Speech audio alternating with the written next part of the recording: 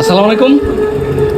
দেখতে পাচ্ছেন আমি আছি সামাদ ল্যাংটার মাজারে, আর এখানে পরিচালনা কমিটি এখানে আছে। এই যে মাদকের সম্বন্ধে কিছু কথা বলবে মিজান ভাই, বলেন। আচ্ছা, সানাল্লাহ ভাই কথা বলবে। আসসালামু আলাইকুম। আমরা মাজারে সম্পূর্ণ মাদক নিয়ন্ত্রণ করছি। বাজারে কোনো মাদক নাই, বাজারে ভবিষ্যতে কোনো মাদক চলবে না।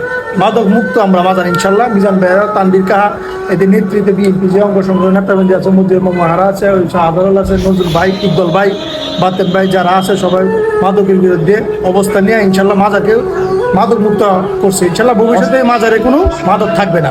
আসসালামু আলাইকুম রহমতুল্লাহি ওয়া বারাকাতুহু।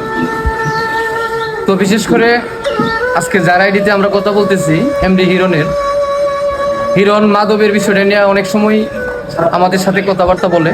আজকে মাজার পরিচালনা কমিটি এখানে সকলে উপস্থিত আছে।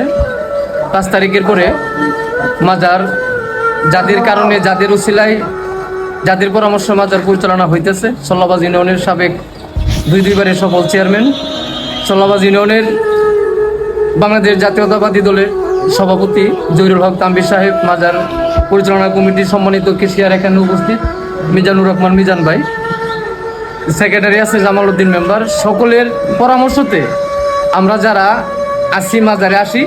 আগে অনেকেই মাদক সেবন করতো এবং বিক্রি করতো, এখন ইনশাল্লাহ পরিপূর্ণভাবে 70% আমরা মুক্ত করতে পারছি। 30% এখনো আছে কিন্তু মাজারে নাই। আমরা বাকিটা ইনশাল্লাহ সবাই নির্মূল করবো। ধন্যবাদ সবাইকে। অসংখ্য ধন্যবাদ ইকবাল ভাইকে। আমরা মাদক মুক্ত সমাজ চাই। আমরা চাই মাদক মুক্ত, মাদক এই মাদায় চলবে না। ইনশাল্লাহ আমরা প্রায়, এটা আমার ইবুল ভাই বললো, 70%-এর বেশি আমরা শেষ করে ফেলেছি। আর 30% ইনশাল্লাহ এই অল্প কিছু নিমিত্ত আমরা শেষ করে ফেলেছি। অসংখ্য ধন্যবাদ আলম রাতকে। এখন কথা বলে মিলন ভাই। না, আসসালামু আলাইকুম।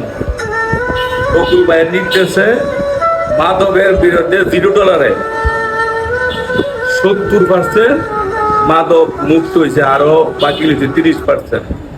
এই চেষ্টা করুন মাদক নিজে ধরে দিবার জন্য। আমরা চেষ্টা করুন মাধব জেনে সবকিছু শেষ করতে দিই। অসংখ্য ধন্যবাদ। এটা হলো আমরা মাদক কমিটির সকলের চিন্তাধারা। কীভাবে নির্মূল করা যায় সেই চেষ্টা কাজ করবো, এবং যে যেখানে মাদক দেখে তাকে দৌড়া এখন থানা হ্যান্ডওভার করতে হবে। অসংখ্য ধন্যবাদ নজরুল ভাইকে। এখন কথা বলবে সবাই কথা বলার সময়।